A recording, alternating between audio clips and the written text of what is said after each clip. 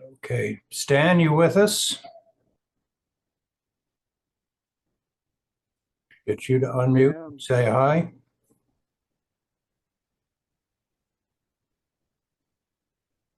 I think I saw Stan on the list. I am here. Ah, good, good.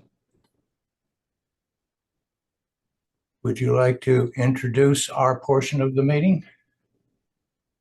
Okay, this is the actual first meeting of the CFCS social group. We are now officially no longer CFCS Inc. The advertisement for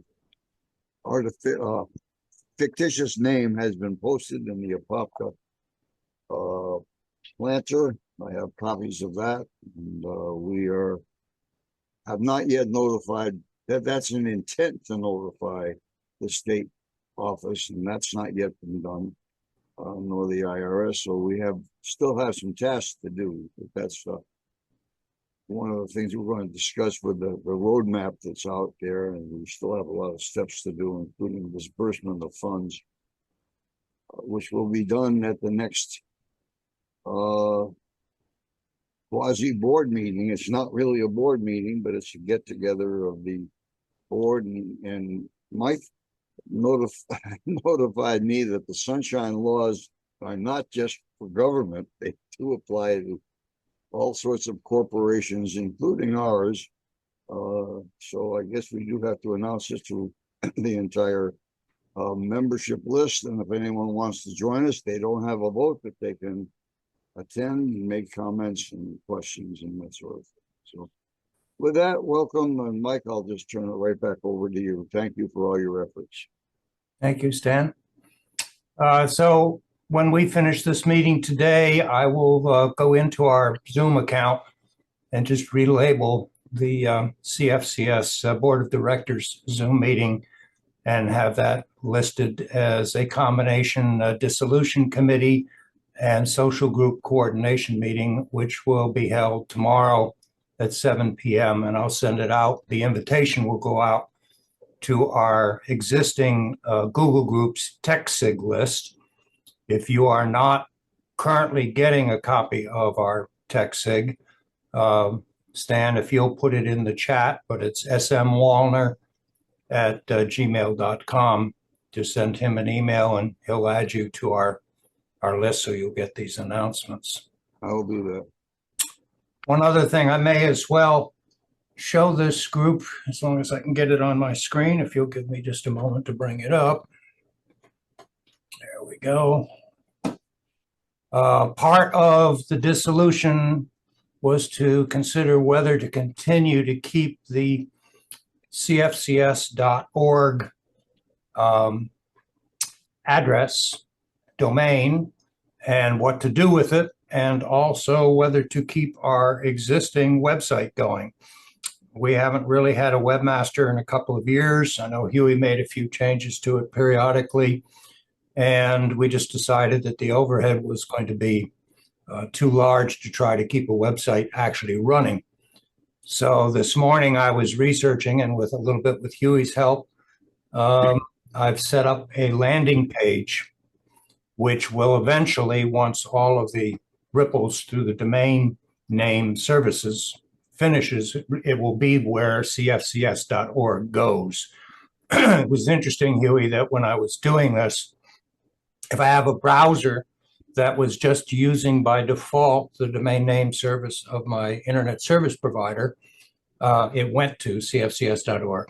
But if I was using a browser that was using Cloudflare as my domain name service resolver, it went to the old one. So it's still taking a while to get through. They say it's going to be anywhere from a couple of hours to 48 hours. But at any rate, I opened up a Blogspot account or a Blogspot blog on Google in the Central Florida Computer Society's account. And I'll show you what that now looks like at the moment. So we'll just pop it over here. Let's see. Let's just pick that.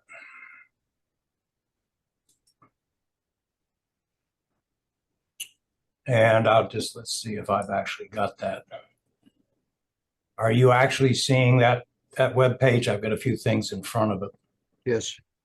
Okay, I'm going to minimize Yes. stuff I have in front of it so I can see it. Okay, so you can see the address up here is CFCS landing page, blogspot, so on. And our present host is GoDaddy. And I found out that GoDaddy just allows forwarding to any particular location besides hosting web pages. So this has, if you type in cfcs.org and if your DNS resolver is picking it up, this is where it's going to go. And it's just a simple page to host a welcome for somebody that still looks us up by cfcs.org and showing that we're still members of the Association of PC User Groups and the electronic systems that we are presently using and plan to use will also be parked here. So we're using a Discord BBS, which I'll go to a little bit later. And we're also archiving just about everything that we do on Zoom is archived on our YouTube Cent Florida Comp Soc.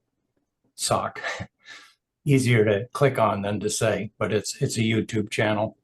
And it will give you an archive of all of our Zoom recordings of all of our special interest groups. So I'm going to stop sharing on that. And I will minimize that here for me. Mike, would you comment, please, about the way that we're going to be using the time machine type program? For example, if you want Oh, to sure. at the presidents, past presidents, or I have to update the recycle bin, but there will be some of the what to me were interesting features of the website that will be still available. Let's see if I can get it to go there, and then I'll share the screen. The time machine. Let's see. IMDb. No, that is a.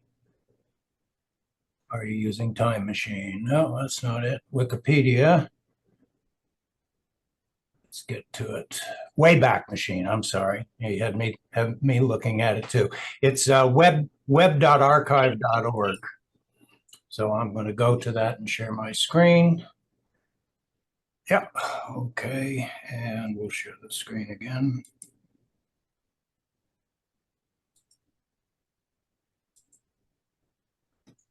So the thing that we were very concerned about is the ability to keep a history of what has been archived in our cfcs.org. So let's just put that in.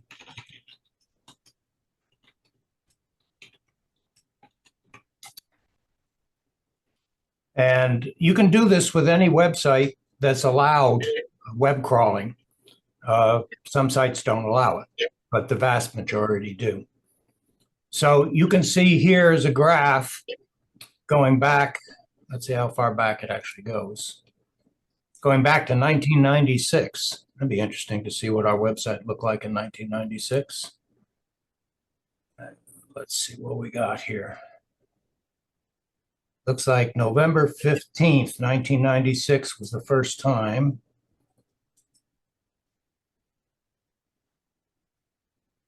And there we are. In 1996 is our original, at least as far as archive and Wayback Machine. And this is just the opening. Let's see, contacts and leadership. Let's see who our president was. Looks like we hadn't yet. Oh, there we go. Oz Ruglitz was our president. Vice President was Earl Hochreef. Kathy McDaniels was our secretary. Barbara Warman was our treasurer. Charlie Burge was one of our directors. Richard Nicholas was another director, and Leo Rogers. Unfortunately, many of them not with us anymore. And some of our BBS system operators were on there. Let's see, what were you doing back then, Huey? Were you doing anything in our group? Looks like oh, there you are, program manager. There you are. Okay. Yeah.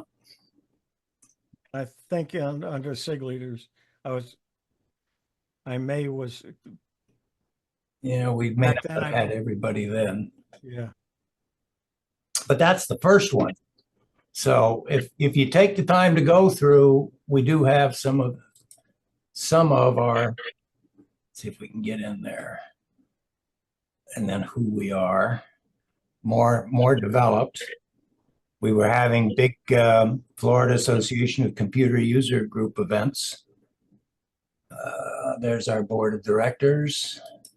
Looks like it's kind of small. Okay, now comes the test of people who recognize people by face. Let's see if I can make this larger. Yep. Ed Mitchell, There's Stan. James Thompson, Oh yes. Okay. Yeah. I Dan can't. Araby, Okay. I'm stumped here. Oh, wait a minute. Here we go. There's our names anyway. So Gene Lease is in there. Yeah, there's Gene. And Richard Colley. Tricoli. Okay. We Christine. don't recall Joel Remigio. I don't remember what Christine did in 2005. At any rate, this is for those that just like to look things up and see what websites look like.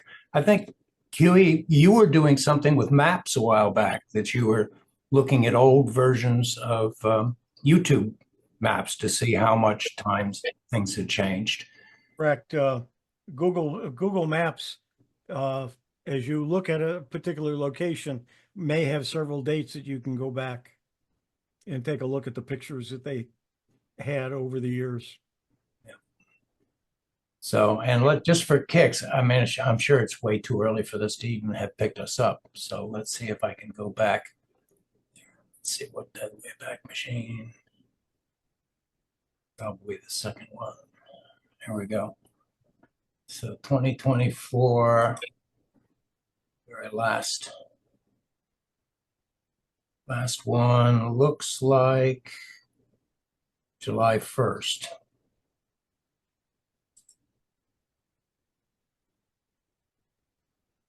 We can do that a little bit smaller. Yeah, although you can see our postings weren't exactly up to currency. So, and let's see if it's got about us. Oh, leadership, that's what I was after. Let's see where we go. Okay, we'll go back again. We still doing ink cartridges, Stan? Not with that company. And we're really not, no. Okay. It has to be reestablished. Yeah, I lost our leadership. Okay. Okay, so from and this, I guess as it exists now, this was the Drupal Society that actually created that. Is that not correct? Yes. Yeah, that was an interesting project that they took on. All you had to do was learn Drupal in order to keep it up. And at one time I did. and so did Cheryl. Yeah. Well, hopefully there won't be anything that needs to be kept up except perhaps some of these links. Like if the one thing that I like about Discord is that you can change their invitation. So if you get spammed, the link gets captured or over, you get a denial of service to it or something along those lines. You can just go get a new link and pop it in. So that would probably be the minimal thing. We may have some other things that we want to put on here on a regular basis. We talked as a social group that we might like to do periodic face-to-face gatherings. So they might not be a full meeting, but we might all like to go out and do brunch somewhere in the local area once a quarter, once a month, something along those lines. So when we got all that figured out, we might post that in here so that people would get the information on that. And I'm thinking about having a sign-up sheet that could sort of automate the requests to get on our TechSig list And I put a Google form on there, much like Judy Toulour does, to have people sign up for APCUG workshops so that we could have people do that, and then we would add them to our membership as well. But for membership purposes, if you are getting notices of this meeting from the Central Florida Computer Society and the TechSig, you're technically speaking, you're a member of our social group unless you don't want us to keep you on there. And then it's easy just to send an opt-out email to the group and say, remove me. Okay, so let me stop sharing that one at the moment. So again, I'll put an invitation out tonight for tomorrow's dissolution and social group formation coordination meeting. And for those that just wish to be observers, you're more than welcome to observe. And any of you that actually want to participate in our social group, we will probably do another Google form post saying, would you like to be a part of the guidance committee in our social group? And we would invite you to come on a regular basis. Any other questions about our administrative proceedings at the moment? Okay, we'll talk more about that tomorrow then. Okay, so then we will segue into our technical discussions. And I'm going to close, let me minimize this. And I'm going to bring up our Discord BBS because I like it as a guidelines, similar to what Tech for Seniors does with Facebook. And I'm going to share this screen. And we'll make the whole screen that I share. So if you have not seen Discord in the past, this is what it looks like in the dark theme. It also has a light theme with a white background. I've just sort of gotten used to the dark theme. And Dick Vogel, are you still with us? If you unmute. I don't know if he stayed with us. Sean. Let me see. Dick, you posted this article on the Ting, T-I-N-G. And I thought you might like to say a few words about it if you're still here. If you were thinking about your home safety, there is something that is available now that is just a most fantastic thing I've ever heard of. It's a device that will help look at the electrical situation in your house and possibly help you prevent an electrical fire. Electrical fires are a huge problem in everywhere, but this company called Whisper Labs, very improbable name, but came out with a device called Ting, T-I-N-G, and Ting is just a small device that you plug into any outlet in your home, and it will monitor your home, looking for situations which might cause a fire. It can detect things like a bad extension cord, something electrical that has been chewed on by a pet, a device that is working improperly and causing arcing, faulty wiring in your house, and it will alert you to it via an app on your phone. Now, how expensive is this Ting? Actually, if you have State Farm, you can get it for free. And there are several other insurance companies that can work with you to get a Ting. The other thing they suggest is if your company is not listed And they have a list of companies that they are currently working with. You can talk to your agent and see if your company is involved with Ting. I just got it yesterday, and I've already got it plugged in, and it's working, and it spends the first week of its life analyzing your house, and then after the 7 days, it goes into full production. Does it give a report to your computer? It gives a report to your computer. Let me see if I can do this.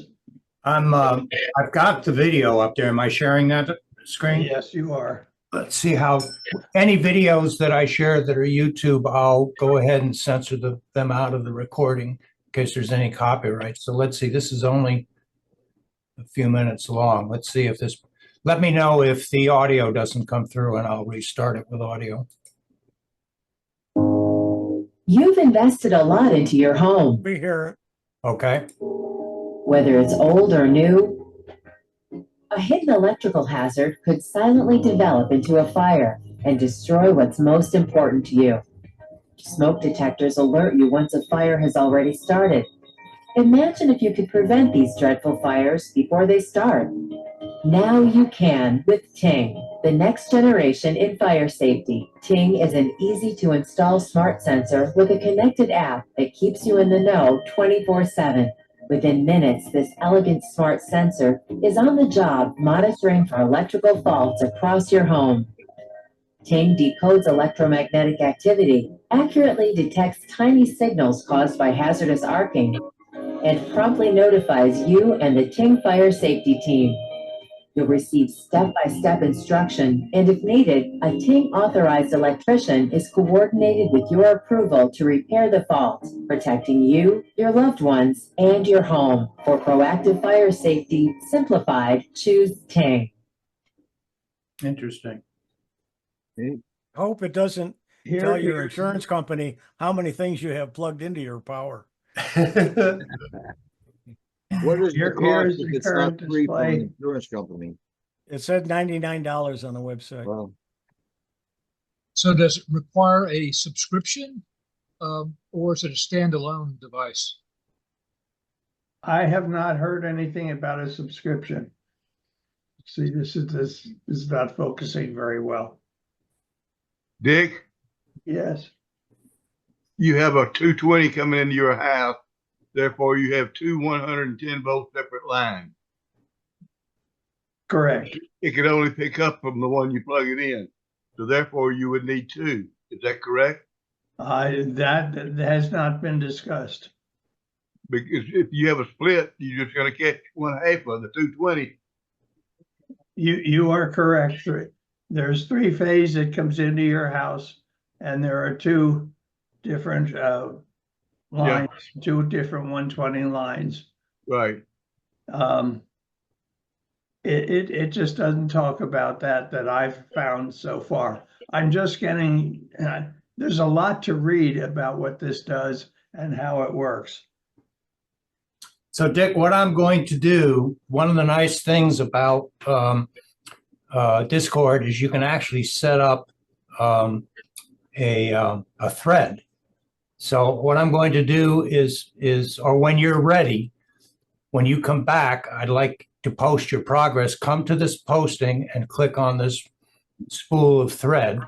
It's going to open up a second panel, and you can start posting. From the main one, it's going to show that these new posts are showing up right below it. And we'll get your progress with it. With, you know, let us know if you've had to get different readings, if you plug it in on a different face in your house, that kind of thing. Anything else that you find, you can just keep it updated. Thank you. I'll be happy to do that. Kathleen, you had a question? Yes, I'm actually not familiar with houses. I'm in New York City. I am in an apartment or in a building owned by a landlord. The only thing that I know about electricity is that I have a circuit breaker, and apparently different lines go to different places. So when you say plug it in, where do you plug it in? You just plug it into any outlet. And even if the outlet is not connected with, say, your whole house, it will determine what's wrong? Well, based on the previous discussion, it's possible that it only looks at part of the power coming into your house. I'm not sure. I cannot say that knowing truthfully because it's just a guess.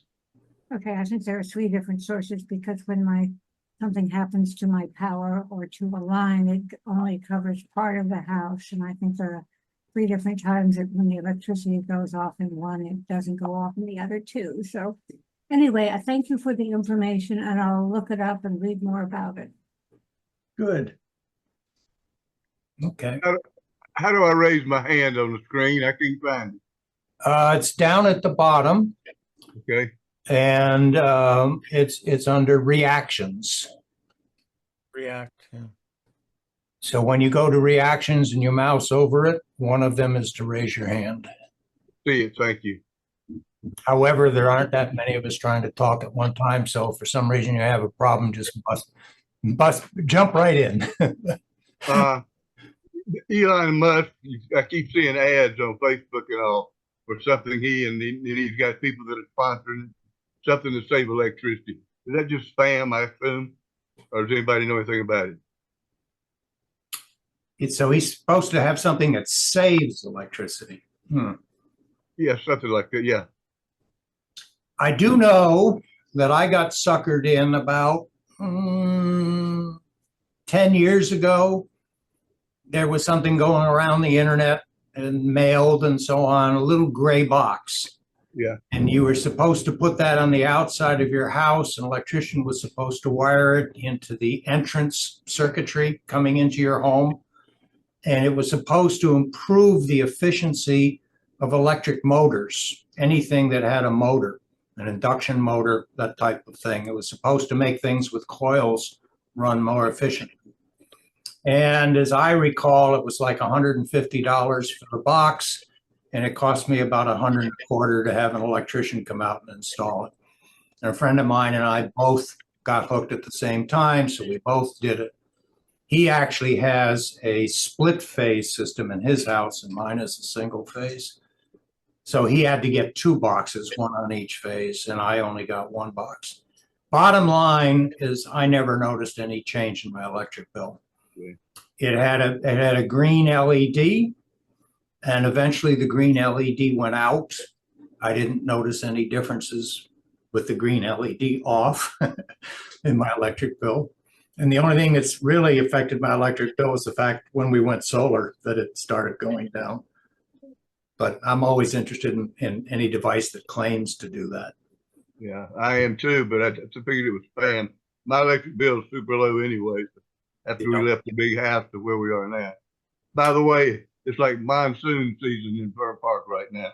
Yeah, I hear the thunder. So Huey, if you would make Stan also a co-host, please, in case I'm knocked off and lose the ability to record.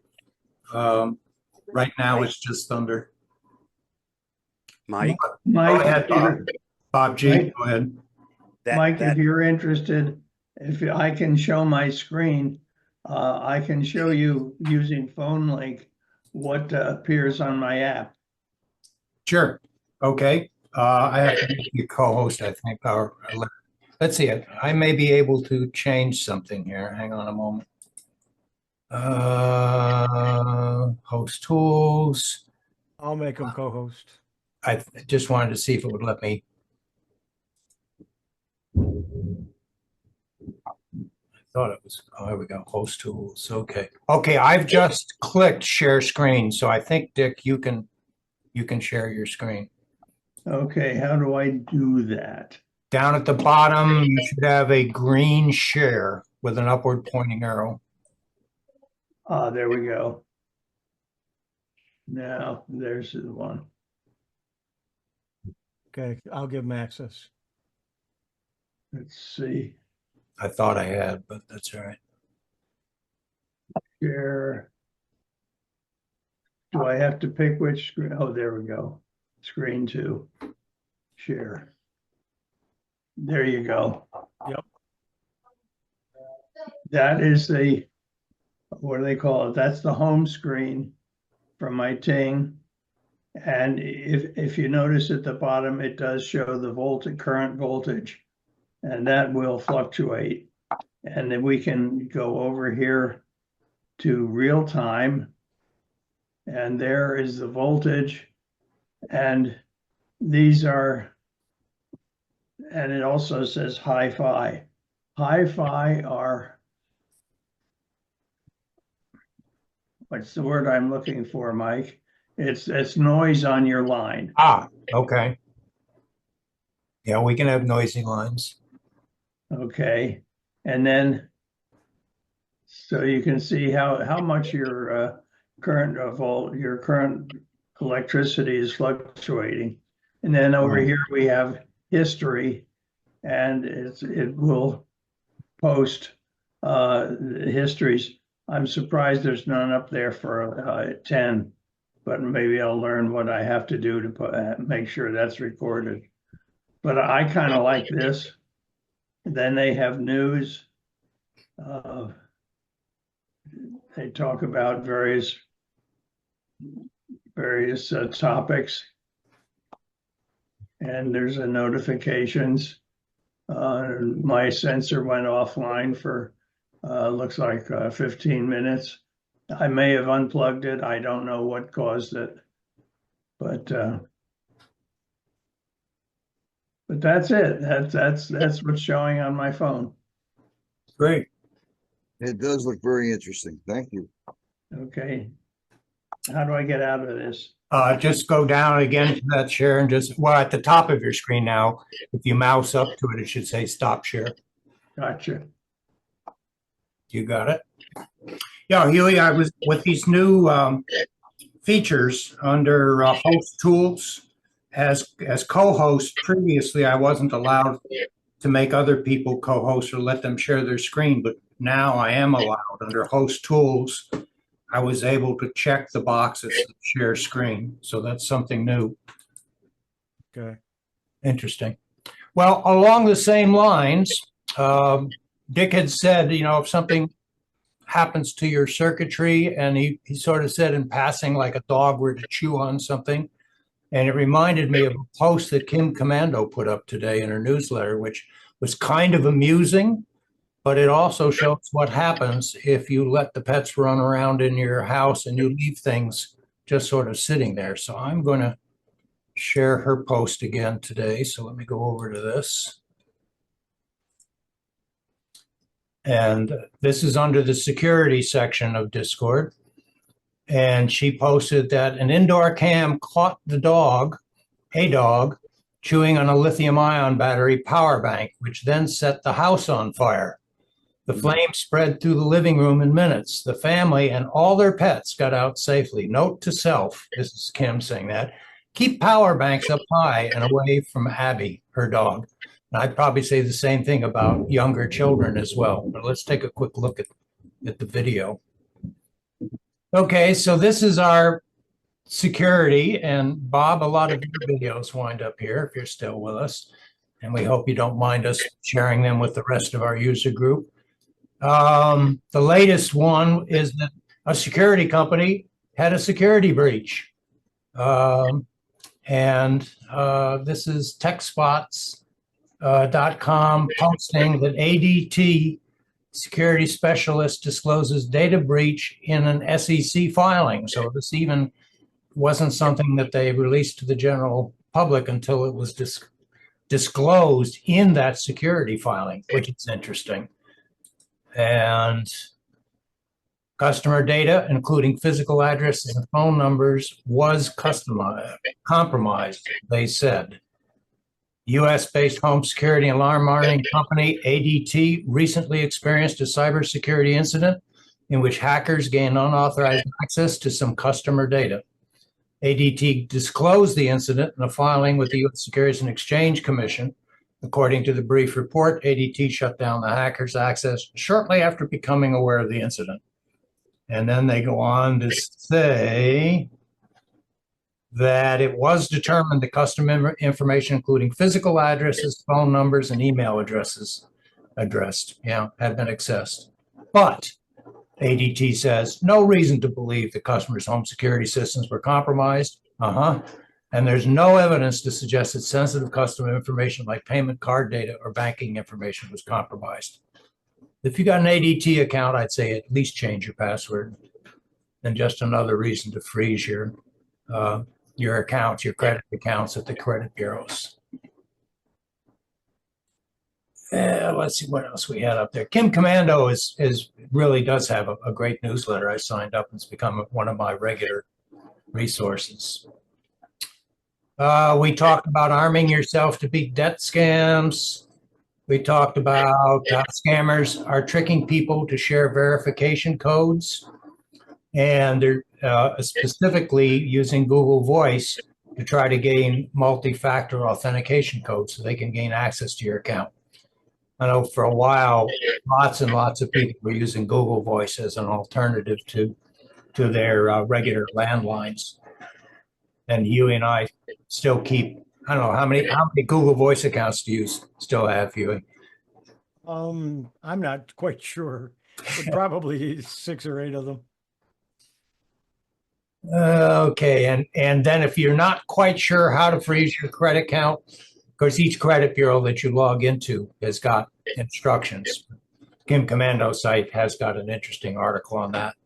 And if you do come to our Discord, it's sitting here. Most of the posts in each one of these topics are in reverse chronological order, so you can actually go to the last and then scroll up. Another one that I like to review is gadgets, since so many of us like gadgets, and that's what Dick Vogel had recently posted. And I saw this on Kim Commando's newsletter too. And I have a wallet that has a mesh insert in the folds of the leather wallet that is supposed to keep my my credit card near field circuitry from being intercepted. But to be honest with you, I haven't done anything with my key fob. And so she put this link on her website, and I took a look at it, and they have key fobs of various wallets, if you will, of various sizes. I think it's got, these are the 3 different sizes that they've got. This one, I guess the largest is 8 inches. The next one over is 5.5 inches, and the next one over is 4.5 inches with a hook. So I'm thinking I got the small one because my key fob I think will fit in it. And then the question is, will this fit in my pocket easily? But I got 2 of them, one for me and one for my wife. And the tech behind it is that most people's key fobs are constant today, especially with the modern cars, are constantly emitting a signal. That's so the car recognizes them as you walk up. I know on my new Hyundai, it's a 2024 Hyundai, when I walk up to it, my door handle lights up. If it's at night and the car has sensed that the light around it is dimmed, then it will actually turn on the interior lights. And if you've got the headlights set on automatic, it will also turn the front headlights on. And all of that's because the circuitry in your key fob starts broadcasting without you pressing the door open button. Well, that's also easy for somebody sitting across the street with a radio receiver to pick up your code, store it, burn it onto a card, and then use their own key fob to access your car. But if you have it in a Faraday cage, if you will, like this, and the price wasn't that bad, 2 of them for $8, 20% off at the present time. So I went ahead and got one. We'll see if it fits in my pocket easily and how easy I can get this out to use the function buttons as well.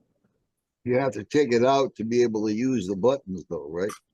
Yeah, you would. So that's an extra step. So security versus That handiness. sounds fussy, very terrible. I wouldn't want one. Well, it depends on where I live, but even It's, in Orlando, I suppose they could. it's still easier trying to find your car that That's somebody true. stole. Yes. I hope they do steal my car. I get the insurance and get a new one. Yeah, yeah. Okay, let's see where were we there?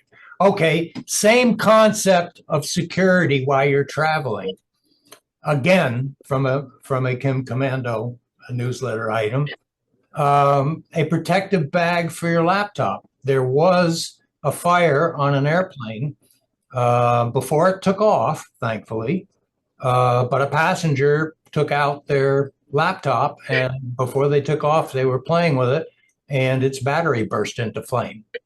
So her comment was, why not get yourself a fireproof document bag?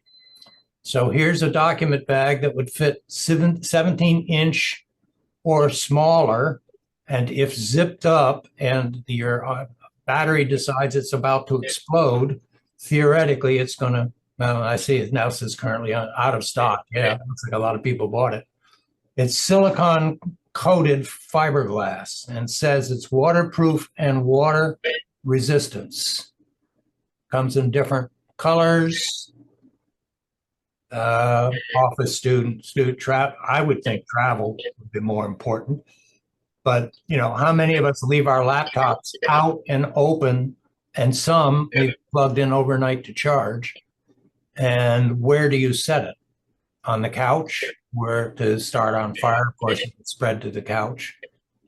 So something to think about. I'm trying to remember. Well, I see there's another one over there for $20.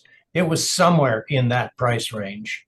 I don't remember what the price was on this particular one. Let's see, there's another one here that is available. $19.99. Let's just take a quick look at that. Not quite as nice, but it's supposed to. Non-itching. Okay. Whatever. Fireproof document bag. I guess it would be large enough. Let's 15 by 11. Well, I know my 13-inch would fit in there, but something to consider. How many of you would consider doing that kind of security, extra security? No comment. Well, you wouldn't want to leave your computer plugged in while it's in the bag, that's for sure. That's a good point. So you probably want to charge it during the day and hope that it doesn't explode. I just replaced 2 lead acid batteries in a mobility scooter with 2 lithium ion batteries. And I've exchanged the relatively short life of a lead acid gel cell with a much longer life of a lithium ion. But now it's just a straight lithium ion battery with all of the hazards that come with having those around. And typically my scooter sits in the garage, and with a lead acid battery, it's been on a battery keeper. Now with a lithium ion battery, you just charge it up to full and then unplug the charger. And it's supposed to keep its life up to, 90% of its life anyway, until the next time you need to use the scooter. But now it's out in a garage that has 2 gasoline powered cars that if that thing decided to blow up, I'd probably have a house fire I wouldn't be able to control. So I guess we exchange one risk for another. Let's see, what else have we got? A couple of items on cord concealers.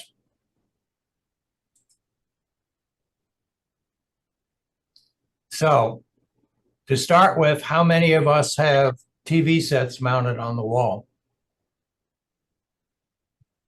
Mine is mounted on the wall. And when I look at it, yes, I can see the cords coming down from the TV. I've got 4 of them. I got a power cord. I got an Ethernet cable, and I've got 2 HDMI cords. So they're just coming down and they're draped down the wall and they're not gathered together, what have you. So this is supposed to make the thing look a little bit tidier. Yeah, that top picture is what my TV set pretty much looks like. So once again, only $10. Haven't ordered it yet myself. You can buy that at Lowe's and Home Depot and all. Everybody's got those. Yep. I've used them before. Yeah. I will probably get something like this. I'll add it to my to-do list.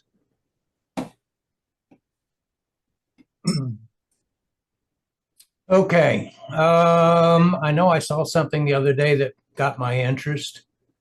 Yes, this one got my interest. What I know many of you use YouTube a lot for your TV watching. I probably do about 60%, 70% of my TV watching is streaming from YouTube, and I have a premium account, so I don't get commercials. And I just happen to get stuff that are military related if I try to follow what's going on over in the Near East and what, in the military channels talking about what's happening with our defense budget and what's being spent on. So this one popped up, and it's an anti-submarine warfare device. It's a drone. It's an undersea drone. And the technology looks kind of interesting. I'm just going to play a little bit of the video. Okay. So you get the idea. Lots of categories. If you got nothing better to do with your day, try to pretty much categorize everything that I come across in my regular emails. I've also archived some of the presenters that we follow. So I do have APCUG videos. I was getting Chicago Computer Society videos. Our friends with Geeks on Tour are very generous with publicizing their videos on YouTube, so I've archived as many as I can. Stug has their conferences, which I've attempted to archive. I do archive our Tech for Senior conferences. And here is a general technical category for anybody that doesn't know where something belongs and just wants to ask a technical question that one of us can answer for you. And if you're online at the same time as I am, and if you enable the member list, which is the head and shoulders up here in the top right, you will first of all see who all is actually a member of our Discord, and then who's online at the same time. So Walter Wood, for example, is on at the same time. And if I wish, I can go down and have a voice chat with him. And if I start a voice chat, I can also do a video call. And one of the nice things, I see Dick has just turned us on. And I can have up to, I think it's 29 people at the same time. So it's got its possibilities for impromptu,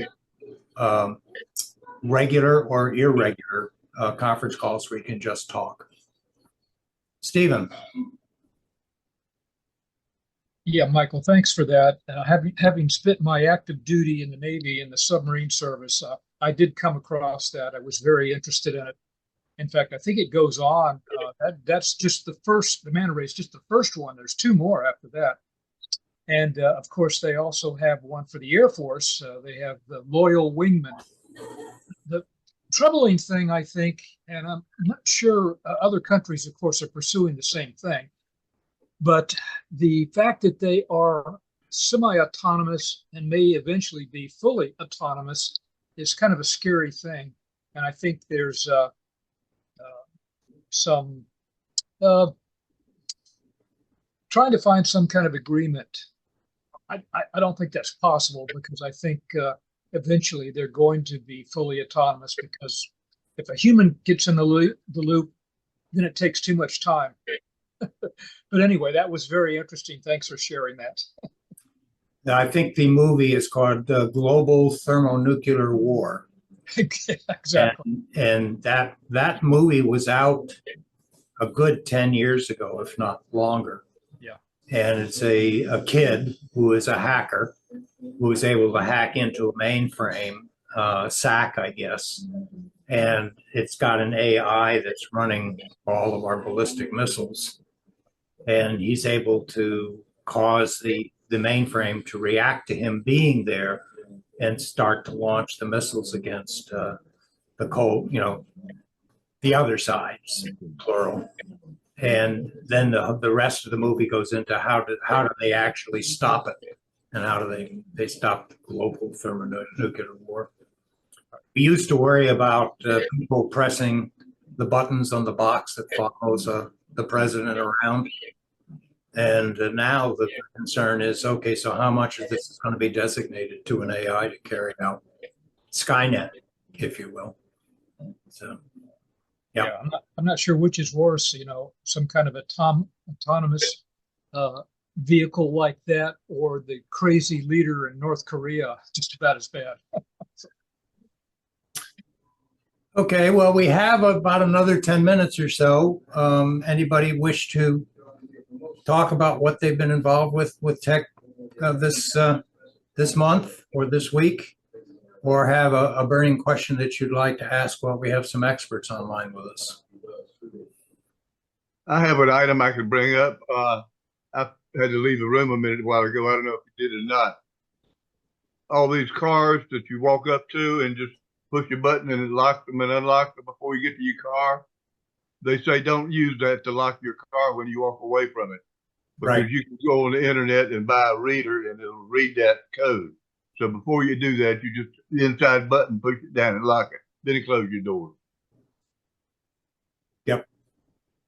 And that what I showed, I guess, while you were out is the Faraday shield key fob case. Okay. You take your key fob and you put it in. Of course, as Stan pointed out, you still got to take it out of the case to press the button if you're going to do it. Yeah. So better to press the button on the door than to use that for convenience versus security. I have those exact ones. As a matter of fact, I ordered them probably more than a year ago, and I just keep my credit cards in them. I don't know though if my key fob would actually fit in there. So mine may be a little smaller. They look the same as those. There are 3 sizes. I ordered the small one. I'll see if it fits. And if not, I'll get the next size larger. I think you'll have to have the larger one, I think. Yeah, we'll see. Okay. Those fobs are supposed to not allow the door to lock if you're leaving the fob in the car. However, if the 2024, whatever the battery is in there, is weak, it won't work. So you can lock the key fob in the car, and I have to do that. I've done that too. Murray? Yeah, I was just wondering, could you put the information on how you access that Discord thing in the chat? I've never used Discord. I'm just curious. Yeah, I will. Actually, let's see. Let's do that as a process here. So I am going to put this. This is good for 7 days.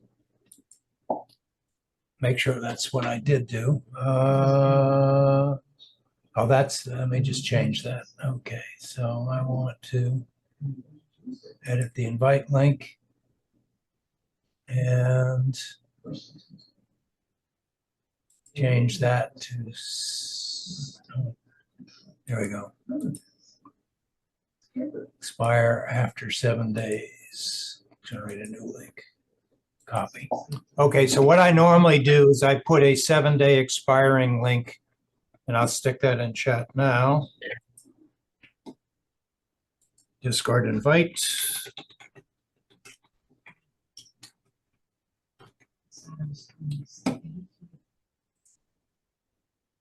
Let's see what it did. It take. Oh, that went to Marilyn. Sorry, Marilyn. I'm going to send it to everybody in the meeting. There we go. Discord invite. So the purpose of having a 7-day expiration is just so it doesn't get passed on from person to person to person to person and eventually reach a spammer who's got a BCC copy on somebody's email.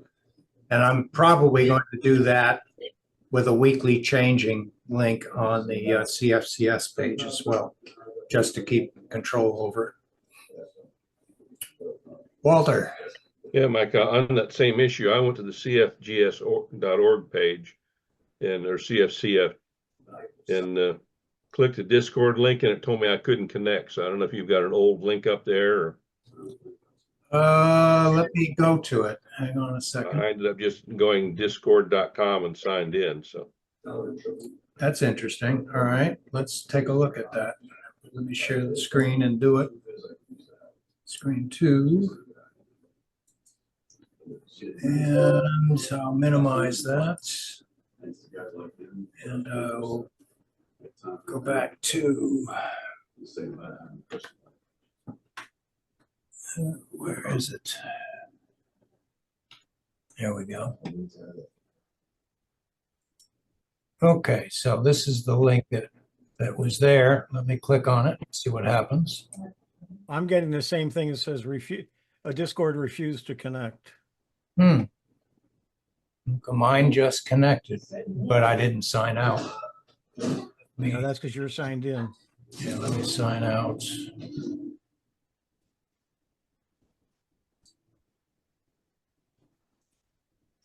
Okay, I know there's something I have to do to sign out.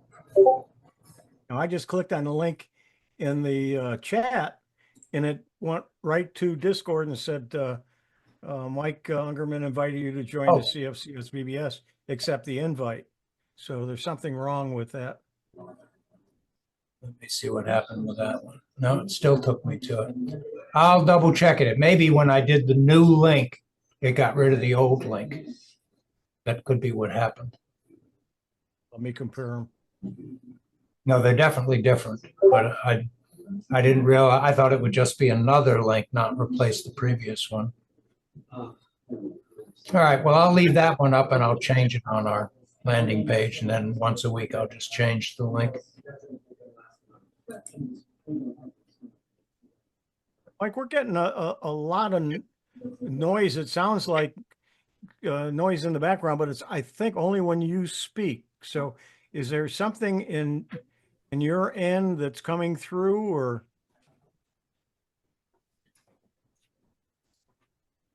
I do have the noise screening on the microphone, but my door was open and my wife's watching TV in the other room. Did that make my voice clear? Seems I to. wasn't getting any noise before. No, I wasn't getting. I was, and Kathleen mentioned it as well. Okay. Yeah, I heard it also. Okay. Let me check my audio and just see what I'm doing. Voices in the background. Audio settings. I'm not automatically doing the volume, but it's all the way up to the top, so I'm going to lower it. must be that drone submarine. Yeah, there you go.